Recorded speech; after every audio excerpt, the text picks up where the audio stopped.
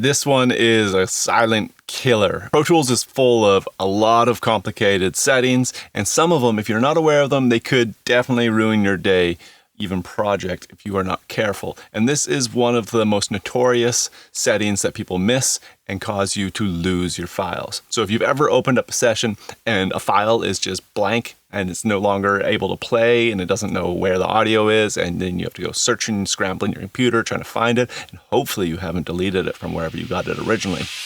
This video is for you. You can thank me later. Hey everyone, my name is Owen-Flood. I teach mixing and recording in a positive way. So if you want to follow along, please do subscribe. And today I'm going to teach you how to avoid losing files. And I got to admit, this one has gotten me in trouble more than once. This is something you're going to want to remember. Bookmark this video, save it, because you're going to have to come back and click this option again whenever you update Pro Tools. At least that has been my experience usually, is when I update to a new version of Pro Tools, this little setting gets ticked off. So what is the problem? The problem is Pro Tools losing the audio files and not knowing where to find them. So when you go into your session, the audio file just shows up as this missing region and it cannot play back. And then you start sweating. The client's wondering what happened. Did you just lose their favorite take? I don't know. Did you? It's not fun, but it's really solvable. And first thing I'll do is actually cause that to happen so you can understand why it happens and then thus avoid it. But then after that, stick around because I'm going to show you an option inside of Pro Tools that's just going to eliminate this problem altogether, as long as you remember to keep it clicked. In most cases, when we're talking about missing files inside of Pro Tools, we're not talking about stuff we recorded inside of Pro Tools. It's almost always something we dragged into our session or imported into our session. For example, if you're collaborating with somebody and then they've sent you something and you've brought that into your session, that is generally the file that goes missing. And here is why. For this example, I'm going to pretend that this kick drum right here is something I need in my session, so I'm just going to drop it right into the session. As we can see, the audio file is now showing up in Pro Tools, but here's where things go wrong. Pay attention. Let's pretend that I've finished for the day, I've closed the session, and I see that kick track that I was sent, and I'm like, well, I don't need that anymore. It's in my Pro Tools session. It's in my downloads folder. We can clear that out. You're clearing out space, computers get full. And keep in mind, this doesn't normally happen right after the session. It normally happens months down the road or something. Projects take a long time, and you forget that it's in your downloads folder. Well, let's delete it. It is now gone from that folder, right? And that's where the mistake was. I'm going to relaunch Pro Tools, open that same session, and we're going to see it's gone. And if we look here, disaster has struck. This is a window I never want to see, missing files. It will try and automatically find it and relink it. And because I actually haven't fully deleted it from the hard drive, it would probably find it. But eventually I would, because it's in my trash folder. The computer will do it automatically. So what we need to talk about now is, why did this happen? At this point, your client or friend sitting over your shoulder wondering what the hell happened. Did you just lose their favorite take? Disaster has struck, you're sweating. And the easiest way to understand what's happening is actually by visually seeing what's happening. So if you go down to the bottom right corner of your edit window, there's a little pop-up screen. Just click that, and this will show all of the clips in your session. And you will notice that if there are missing tracks, there will be a grayed out one. So this actually shows the file path of where Pro Tools is looking to find that audio file. And as you can see here, it's looking at my Dropbox under this folder here. And the problem is that is not where the file lives anymore, because if you remember correctly, I deleted it. So essentially, Pro Tools is just looking in that folder and saying, I can't find it. It's not there. And it's right, because we moved it or we deleted it or anything else happened. Maybe you just stored it into the cloud again and it can't actually play the file.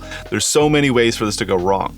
And if you are collaborating with a lot of people, you could have tracks living all over the place. Say somebody sends you, your bassist sends you one track, and you got that in one folder. Your singer sends you vocals in another. You're downloading stuff into your downloads folder for samples and backing tracks and stems and loops or whatever. You've got all of your sessions living in different places all over your computer. You are going to lose something. It's only a matter of time because, like I said, computers get full and you end up cleaning things up. You delete things. You're going to one day go back to that session and it will just not be there. It can fully ruin a project. Sometimes it's fixable, but sometimes it's not. Big disaster. The crazy thing is that I know people that accept this and they just work with it and they keep everything, or they spend a lot of time organizing where things are before they bring it into Pro Tools. But it doesn't have to be that hard. It actually can be really simple. And this is where we go click the magic button that fixes all of this for us. But before we click that, I do want to say, understanding this is still important because you can't fully trust that. I still all the time just go and check and make sure that where I'm seeing the files are stored inside of this little clips bin. makes sense. But honestly, once you click this button, it should be good to go. All you're gonna do is go up to Pro Tools, Settings, or Preferences. I think it used to say Preferences, and now in the newer versions it says Settings. You are gonna go over to Processing, and then under Import, you're gonna find a very important button that says Automatically Copy Files on Import. Click that box, and then make sure you click OK, not cancel, and it'll save that setting. And that is globally going to be across Pro Tools anytime you launch it. Again, double check that this setting is checked if you update your Pro Tools. Now what happens? Let's go import that same file back into Pro Tools. We can grab it from anywhere. So I'm dragging it in. It's loaded up just like we expected. And now if I go up to that clips window again and look at where the file is actually being referenced by Pro Tools, we will see it is in a different place than it originally was. And this time it says it's on my external SSD, which is where I keep all my sessions, and it is in my mix folder for this specific session. So it is not where I copied it from, it's actually in the Pro Tools session itself. And we can go double check that if we go find the session and look in its audio bin. So right here is my Pro Tools session for this video, and I will click on audio files, go into that, and bam, there's a kick there. Now, this is magical because it means that I can delete that file anywhere else on my computer. I don't have to keep it stored there until the song is done or forever if I want to be backup proof. It's just going to live in this one thing, and I can just drag and drop my session onto different hard drives and whatever I need, and I'll know that I have all of the files I need for that song forever. It is the only way to work, in my opinion, and it's crazy that this isn't turned on by default to me. I guess people work in different ways, but this is the most foolproof and simple way that I can think of. And as an added bonus, there is actually one more way to do this without checking that box. So if you really don't want to check that preference box and make your life really simple, you can do it this way instead. Go to File, Import Audio, click on whatever you want. This time let's do the ride track. And instead of add, just click Copy. And that is going to copy it to your audio files rather than just adding it to the session. So add means that Pro Tools is going to look somewhere else. Copy means that it's going to bring it into its Pro Tools folder for this session. Now open, and it'll actually ask you where you want to save it. And you can see that it is in the audio files for this session. Click open. It is now in there, and we can double check in our clips bin that it matches our session folder right there. Same as our kick track. So that is one more way to do the same thing. That file will never be lost. The only way that I could lose what's in this session now is if my hard drive corrupted. But of course, I've got multiple backups of that going as well. I'm safe. I don't have to stress about this ever because I've clicked that one box in my settings in Pro Tools, and anytime I add an audio file, I know that it is being stored in that session.